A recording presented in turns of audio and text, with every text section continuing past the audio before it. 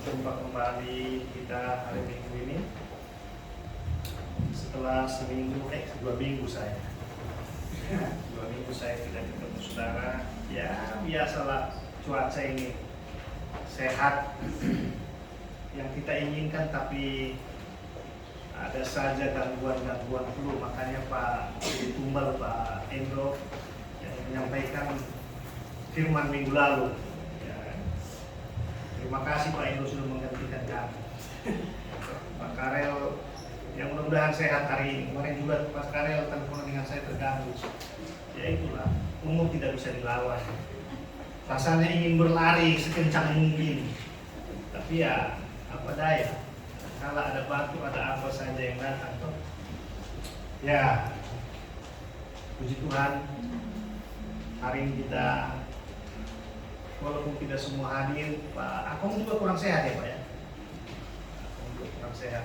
Ya, mungkin nanti kita selesaikan secara jantan di puncak itu semua. Ya. Ada yang main tenis meja, baru persiapkan, ada yang semuanya. Ya, semua Pak Juru, saya lihat tadi pagi celana saya sudah nggak ada, ternyata dijual sama Juru. Akan banyak korban laki-laki saudara ya, akan banyak korban suaminya Grace, bayi-bayi itu lihat itu lemari, jangan-jangan suka buang semua itu, dijual semua itu kan. Sampai begitu laku katanya, istri saya laku, dia lihat di video laku, ditanya saya masih ada celana mau. Tapi oke, salut, ada kreatif ya, sangat kreatif di depan sini. Jangan sampai tertarik yang lain buka lapak di sini.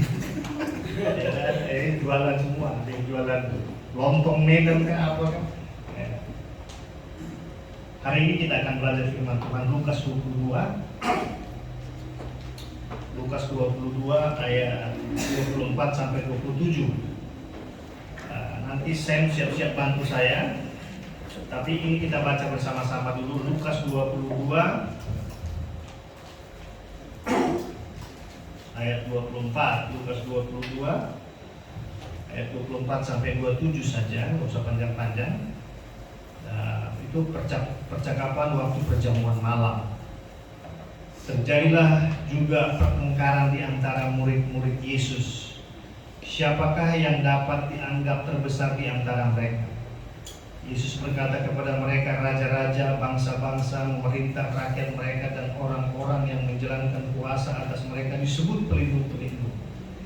Tetapi kamu tidaklah demikian, melainkan yang terbesar di antara kamu hendaklah menjadi sebagai yang paling muda dan pemimpin sebagai pelayan. Sebab siapakah yang lebih besar, yang duduk makan atau yang melayani? Bukankah dia yang duduk makan? Tetapi aku ada di tengah-tengah kamu sebagai seorang pelayan. Yesus berkata, guru, seorang pemimpin besar berkata, seorang Tuhan yang kita sembah, yang kita agungkan berkata, aku adalah orang yang paling kecil di antara kamu. Aku adalah seorang pelayan. Aku adalah seorang pelayan. Saudara yang kekasih, ini melambangkan kualitas murid, kualitas pengikut Kristus, tetapi justru diarahkan Tuhan kepada satu tujuan yang paling terkecil dalam dirinya, bahwa saya adalah seorang pelayan. Poin yang pertama saya ingin sampaikan, tidak mudah menjadi seorang pengikut Kristus. Tidak mudah untuk menjadi seorang pelayan, idealnya seperti ini. Makanya kalau kita lihat gembala itu sejuk, ya, sabarnya luar biasa, ekstra, ya, sabarnya sangat-sangat plus.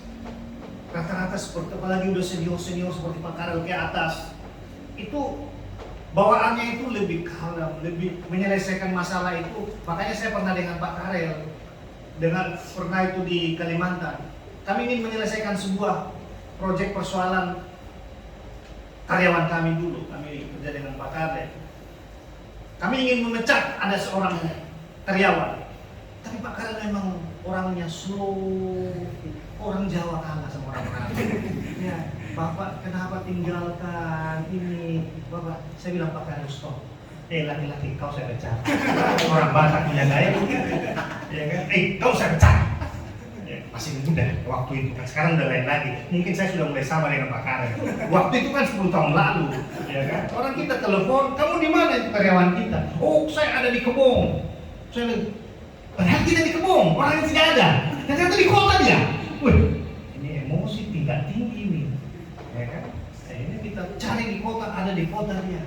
Sudah jual beli rumah dia di kota, tapi gaji jalan. Akhirnya kita. Artinya begini, tidak mudah untuk menjadi seorang idealnya kualitas murid Yesus itu. Kenapa? Tuhan sendiri berkata, aku seorang seperti pelayan. Pelayan itu konotasinya saat ini, konteksnya itu jangan saudara seperti saya ini pakai batik atau pakaian nanti pakai jas, tidak. Pelayan itu terendah. Ya sama seperti orang yang melayani Anda di restoran atau di warung. Rendah saudara.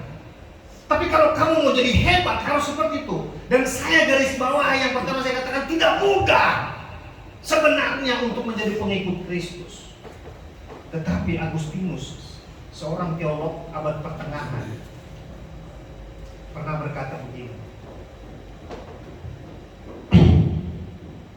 tanpa Yesus aku tidak bisa berbuat apa-apa. Dia orang hebat orangnya. Dia seorang teolog yang sangat disegani, seorang hamba Tuhan yang luar biasa, tulisan-tulisannya luar biasa, bahkan dipakai oleh pemimpin-pemimpin gereja sekarang ini. Dia bilang begini, tanpa Yesus aku tidak bisa berbuat apa-apa. Tapi yang kedua, tanpa aku Yesus tidak mau berbuat apa-apa. Saya ulangi, tanpa Yesus aku tidak bisa berbuat apa-apa. Tanpa aku Yesus tidak mau berbuat apa-apa. Artinya, saya ingin tekankan, Tuhan Yesus ingin menarik kita sebagai mitranya. Tuhan Yesus ingin menarik kita, tidak hanya sekedar Anda percaya, tidak hanya sekedar Anda datang ke gereja, tapi lakukan something buat Tuhan. Lakukan sesuatu buat Tuhan, karena engkau adalah mitraku. Engkau tidak hanya sebagai seorang pelayan, engkau tidak hanya seorang hanya percaya saja datang ke gereja pulang, orang yang menjadi biasa-biasa. Nah kalau bahasa sekarang, Tuhan Yesus tidak mau kita menjadi orang biasa-biasa saja. Tetapi Tuhan Yesus ingin mengangkat kita sangat dekat dengan Dia, bermitra dengan Dia dalam urusan pekerjaan. Saudara-saudara, si adik kita main drum itu mitra Tuhan. Ada yang memimpin puji-pujian, itu adalah mitra Tuhan.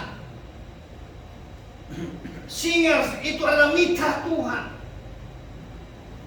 Kenapa? Karena Tuhan Yesus tidak ingin Anda dan saya itu menjadi orang-orang yang biasa-biasa saja.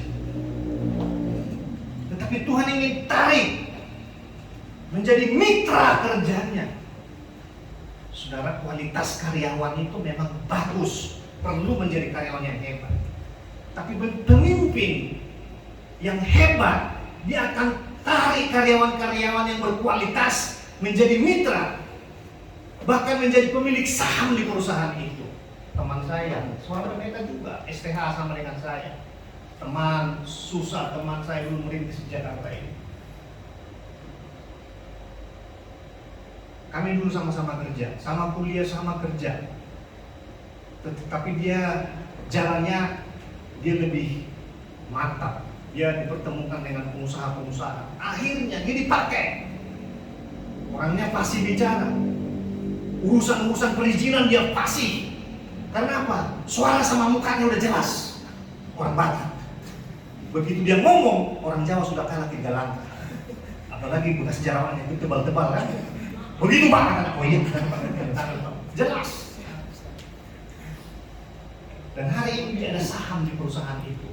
Jadi mitra bos. Kenapa? Tidak menjadi orang biasa-biasa saja. Sama dengan Tuhan kita. Tuhan kita ingin tidak hanya dalam lingkungan gereja. Ya, tidak hanya lingkungan gereja. Pak Endo juga menarik saya kerja karena Pak Endo sebagai seorang karakter pemimpin tidak ingin Anda menjadi biasa-biasa saja. Tidak ingin Pak Endo hanya Anda duduk di kantor atau driver saja, tapi terus naik kelas, next level. Sama dengan menginginkan beliau seperti Anda. Tuhan kita pun demikian. lihat dalam hidup ini. Tuhan memanggil saudara dari Nias, dari Tapanuli, dari Manado. Tuhan tidak ingin kita menjadi orang-orang biasa saja, tapi kita harus menjadi orang yang luar biasa apapun profesi kita. Kenapa Tuhan berkata? Karena Dia sanggup akan hal itu. Dia sanggup mengangkat saudara. Persoalannya adalah di kita ini ada pilihan. Saudara mau milih menjadi orang yang bangun pagi, bangun jam 8, atau bangun jam 6, atau bangun jam 5, atau tidak bangun selama-lamanya. Itu pilih, artinya apa? Tuhan kasih pilihan. Tapi kesempatan itu Tuhan selalu kasih dalam porsi yang sama kepada kita. Tapi bagaimana kita memilih? Karena itu pilihan dari kita. Karena temanya saudara, Tuhan ingin mengangkat kita menjadi lebih hebat. Tuhan, dikatakan tadi, Tuhan sangat menginginkan Anda melakukan sesuatu yang besar, terutama di dalam pekerjaan Tuhan. Karena Tuhan akan lebih respek kepada karya kita dalam pekerjaan kita, khususnya di bidang pelayanan, dibanding kekayaan kita. Itu kata orang-orang kita.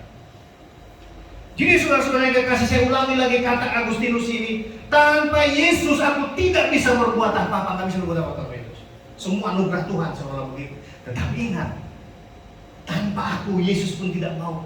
Seolah-olah kita penting bagi Tuhan, luar biasa. Seolah-olah kita penting, dan memang penting, bukan seolah-olah. Tapi persoalannya untuk masuk kepada level itu, ada beberapa hal kecil mungkin yang perlu kita lakukan. Untuk masuk dalam level sebesar ini, Tuhan ingin mengangkat kita sebagai mitranya. Tentu ada beberapa hal kecil saja yang perlu kita lakukan. Dan ini sudah terbiasa kita dengar, dan ini sudah terbiasa kita lihat dilakukan orang. Mungkin kita belum sanggup, tapi hari ini coba kita lihat, coba kita resapi. Mampukah kita melakukan hal-hal kecil ini supaya kita ada di dalam posisi yang Tuhan ingin taruh kita, yaitu lebih hebat, yaitu menjadi mitranya. Yang pertama, saudara-saudara, yang pertama coba saya buka Yohanes 8 ayat 31.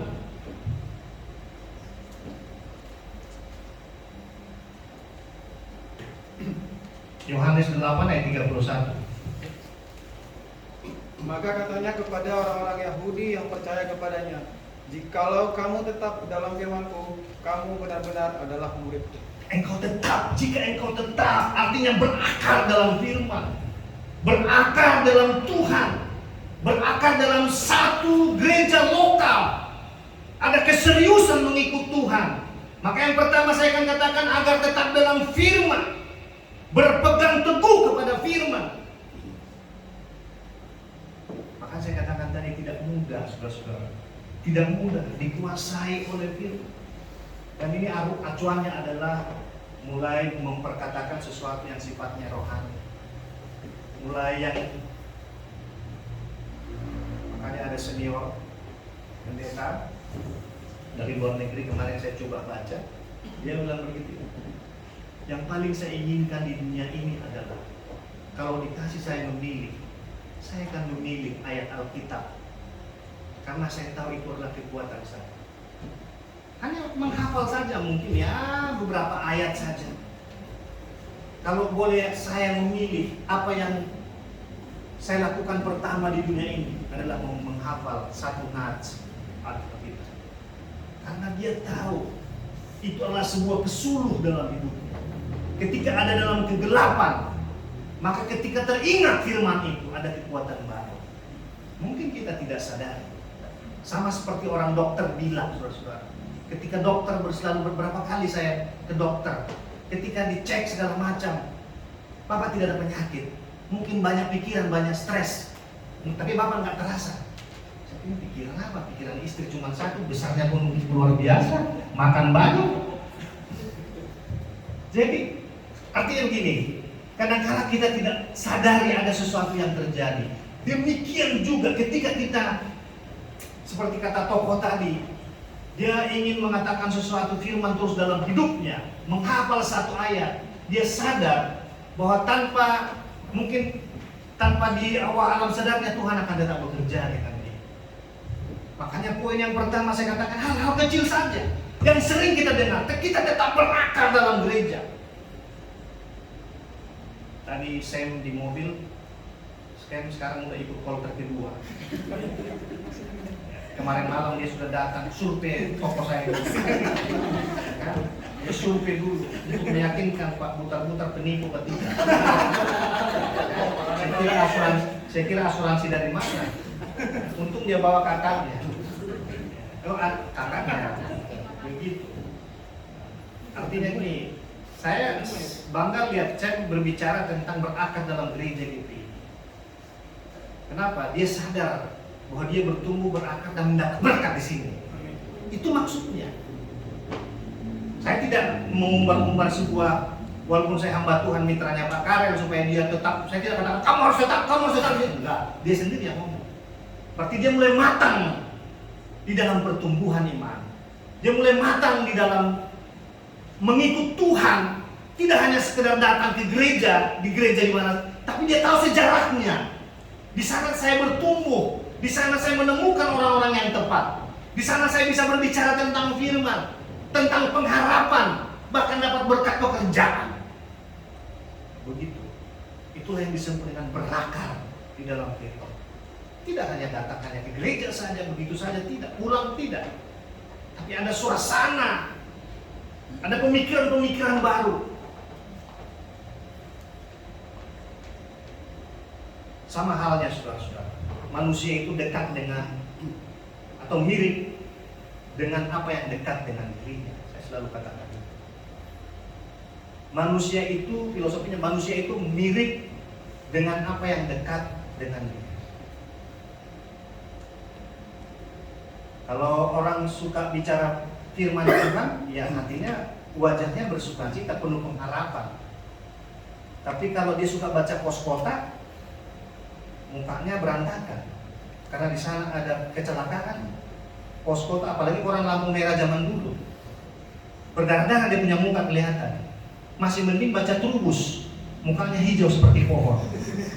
Sekarang nggak tahu masih ada majalah Trubus, langganan Pak Karel itu majalah Trubus dulu, karena Pak Karel suka tanaman. Di kantor kita dulu beliau koleksi itu Trubus, ya, makanya sedikit beliau wajahnya kehijau-hijauan. Mirip dengan. Jadi kalau kita itu dekat dengan ya suasana seperti ini. Sam ketemu pemimpin seperti Pak Endo, ketemu pemimpin seperti Pak Karel, mindsetmu itu berbeda, isinya berbeda. Perjuangan-perjuangan ketemu dengan Jul, yang kalian bicarakan adalah perjuangan, bagaimana ke depan, bagaimana pekerjaan, bagaimana cicil rumah, itu semuanya dekat dengan Anda. Tapi kalau Anda ketemu terus tiap hari di terminal sama si Lambo Nabi Tupulu, ya lain punya cerita. Pasti dia bilang malam minggu ada ayam yang kelihatan tanpa tuan ada di sebelah, ya toh, boleh itu nanti malam pesan 2 botol. Kan begitu kan, betul tidak? Tetapi ketika orang Anda dekat dengan pemikir-pemikir, maka Anda akan jadi pemikir. Makanya ini calon rumah tangga yang baru di belakang ini saya yakin mantap ke depan ini. Amin. Ya tiap hari ini pejuang-pejuang temannya, pejuang dari daerah. Ya kan adik-adik ini luar biasa ceritanya, Jul kesaksian luar biasa, pemimpin di sini ada Pak En. Mindsetmu bahkan anak yang kau lahirkan pun akan hebat. Kenapa? Tepat dalam komunitas yang pas, berakar dan bertumbuh. Itulah keuntungannya. Maka ketika kita berakar dan bertumbuh, Tuhan tidak segan-segan berkata, mari menjadi mitra saya. Saya tidak mau melakukan sesuatu tanpa kamu. Spesial kan? Tuhan berkata loh kepada Agustinus dalam teologianya, aku tidak mau melakukan apa-apa tanpa kamu Agustinus. Sampai Tuhan berkata begitu kepada kita. Wah, luar biasa. Jadi tidak kebetulan, tapi memang itu sudah master plan, rencana besar daripada Tuhan. kepada Pak Endo untuk mengangkat anak-anak, adik-adik bisa bekerja. Itu semua rencana besar Tuhan.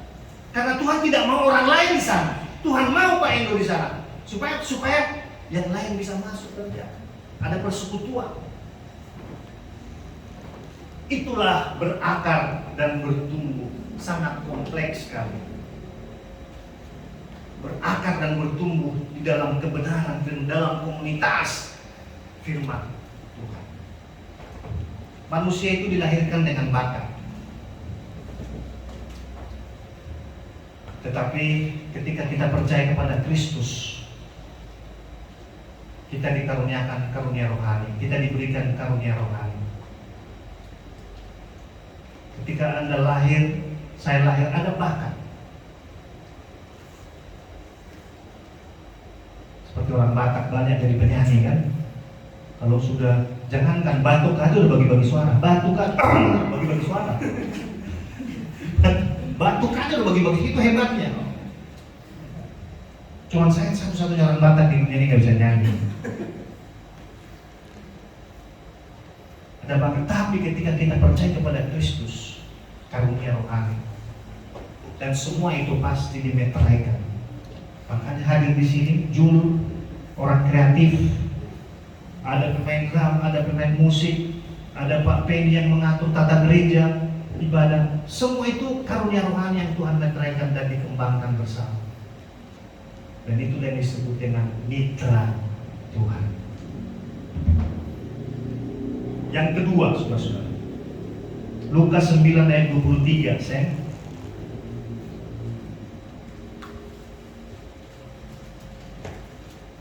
Lukas 9 ayat 23.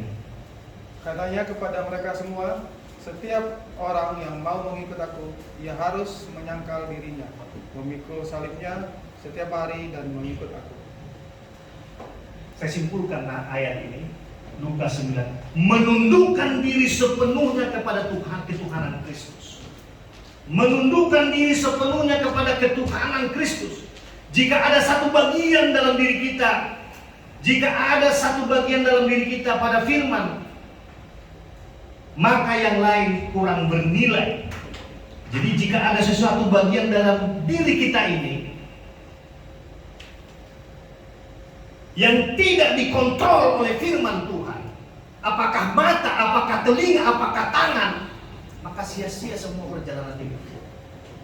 Makanya katakan tunduk, menundukkan diri sepenuhnya kepada ketuhanan Kristus.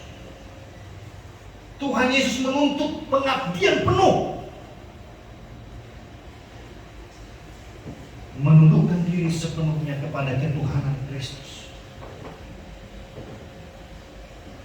Berbahagialah engkau yang miskin di hadapan Tuhan. Artinya miskin itu tidak secara materi, tetapi yang miskin, berbahagia itu diberkati.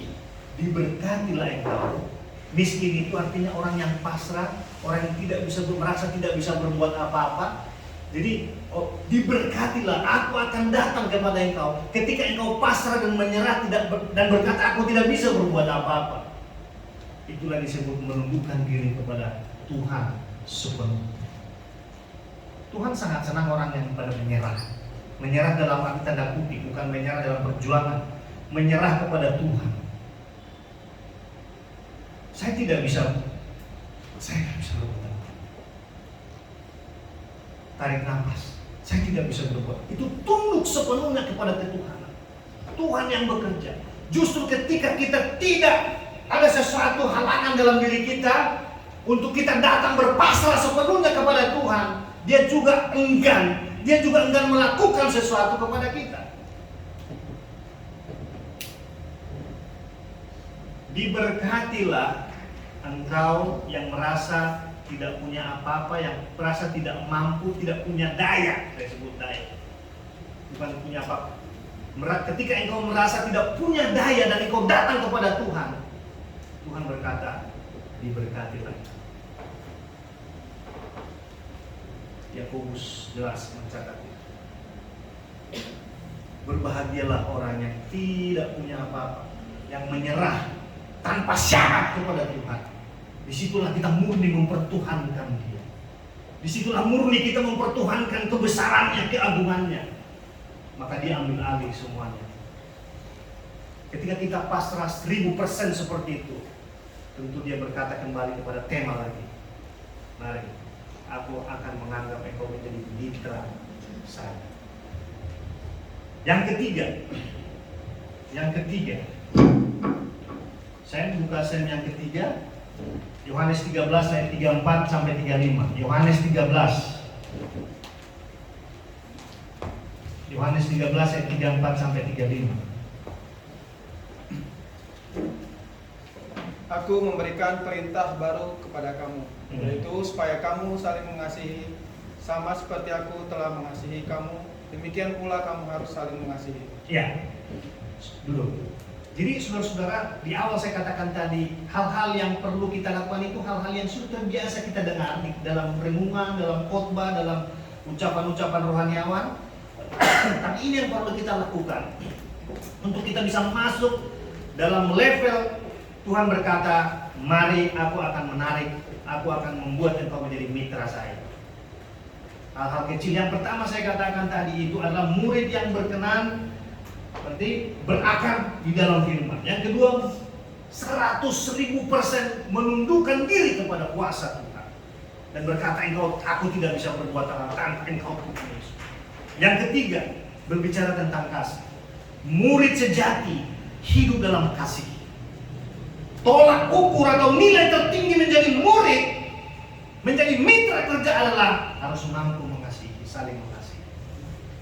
Saya ulangi, tolak ukur atau nilai tertinggi menjadi seorang murid Kristus, menjadi seorang mitra Dia yang maha besar itu harus mampu saling mengasihi. Kenapa? Kasih yang menggerakkan seseorang untuk berkorban. Kasih yang menggerakkan seseorang itu untuk melakukan sesuatu dalam pekerjaan Tuhan. Kasih yang menggerakkan Jul sehingga dia bisa mengurus semua rencana ke puncak ini, baik dalam acaranya, tata ibadahnya, kendaraan semua diatur ketika rapat. Saya dengar dengan yang lain. Kasih yang menggerakkan seseorang sehingga berjalan roda pelayanan gerejawi, bahkan misi yang kami lakukan sekali. Kasih. Biasanya saya setiap Desember pelayanan misi, dan saya berkomitmen itu setiap pergi itu ke sana harus tidak hanya khotbah saja. Saya membedakan diri dengan hamba Tuhan yang lain. Saya ingin selalu melakukan sesuatu, apakah memberikan amplop, apakah memberikan berkat-berkat lain. Kalau tahun lalu saya membagi sekitar ada sekitar 15 pendeta, 20 pendeta itu semua dapat amplop, mulai dari guru sekolah minggu sampai semua kita bagi dengan tim itu. Tahun ini sempat kemarin saya berpikir apa yang saya lakukan, karena tidak mudah untuk meyakinkan para sponsor. Tapi kasih tidak pernah berhenti begitu saja, dan ketika mulai kita berpikir, itu sedang digerakkan, kasih menggerakkan, itu luar biasa. Saya lihat ada seorang hamba Tuhan menyumbang kita, dikirim fotonya, saya menyumbang kita.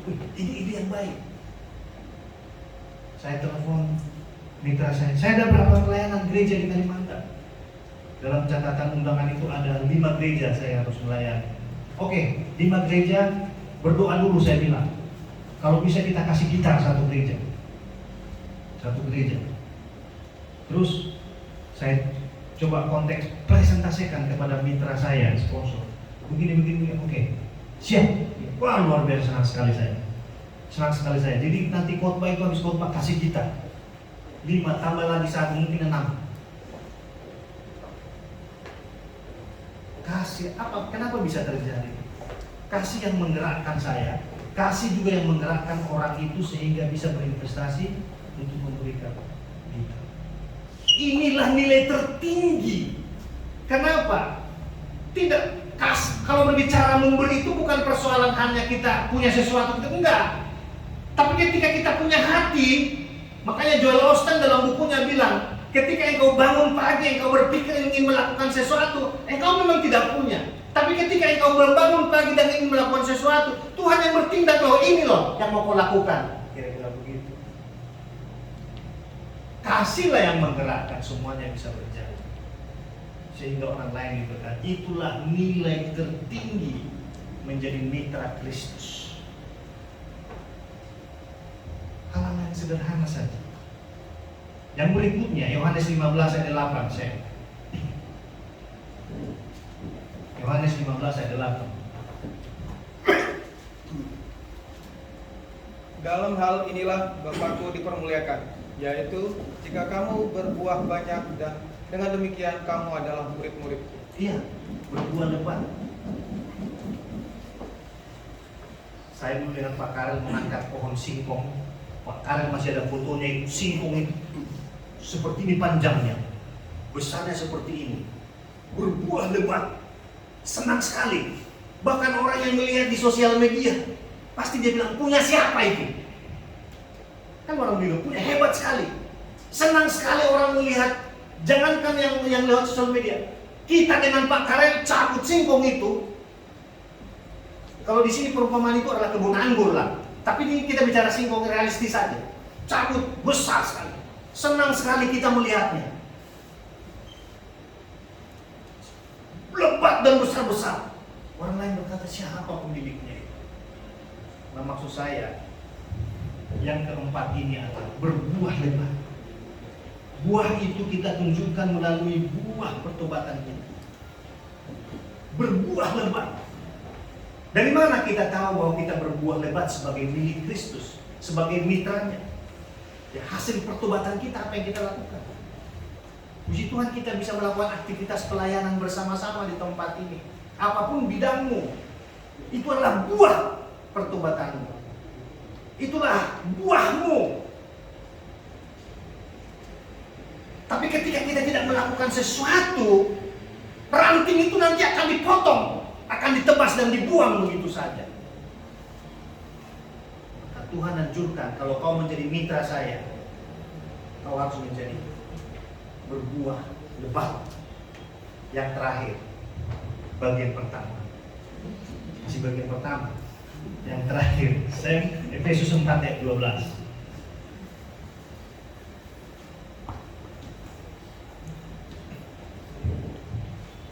Untuk memperlengkapi orang-orang kudus bagi pekerjaan pelayanan bagi pembangunan tubuh Kristus. Memperlengkapi dulu. Saya ingin tekankan dan simpulkan nats Efesus 4 ayat 12. Memperlengkapi orang lain berlipat ganda. Jadi tidak sama dengan yang dilakukan oleh Pak Eko, tidak hanya memikirkan dirinya, tapi mulai memperlengkapi kaum, memperlengkapi yang lain untuk berlipat ganda. Memperlengkapi yang lain untuk berlipat ganda. Dalam Alkitab, memperlengkapi itu sebenarnya artinya memulihkan orang yang berantakan, orang yang tidak ada apa-apanya, tapi dibuat jadi ada apa-apa. Memperlengkapi, menjadi berkat, menjadi pemberi rasa sejuk, menjadi solusi bagi orang lain. Ketika engkau bisa melakukan itu, kelima poin ini, maka Tuhan berkata, sama seperti kepada Agustinus, dia akan berkata, jemaat GPI Elim siapapun namamu, dia akan berkata, tanpa aku, Yesus tidak mau berbuat apa-apa. Katakan itu, tanpa aku, Yesus tidak mau berbuat apa, karena Anda dan saya penting di hadapan Tuhan. Tuhan ingin mengangkat kita menjadi orang tidak biasa-biasa, tetapi orang yang menjadi luar biasa. Apapun cita-citamu, apapun pekerjaanmu sekarang, jangan menjadi biasa-biasa, karena kita milik Kristus, mitra daripada Tuhan Yesus Kristus. Kita tundukkan kepala, kita berdoa. Bapa di surga, terima kasih buat renungan singkat hari ini. Mitra Kristus, kami adalah orang spesial. Kami yang Tuhan ingin angkat lebih tinggi dan lebih tinggi lagi. Itu yang kami imani, itu yang kami rindukan. Maka apa yang kami kerjakan semua, apapun profesi kami, Tuhan akan angkat kami terus lebih tinggi, karena kami adalah umat pemenang. Hikmat dari Kristus ada senantiasa bagi kami menuntun perjalanan hidup kami. Dalam nama Tuhan Yesus. Haleluya, haleluya, haleluya. Amin.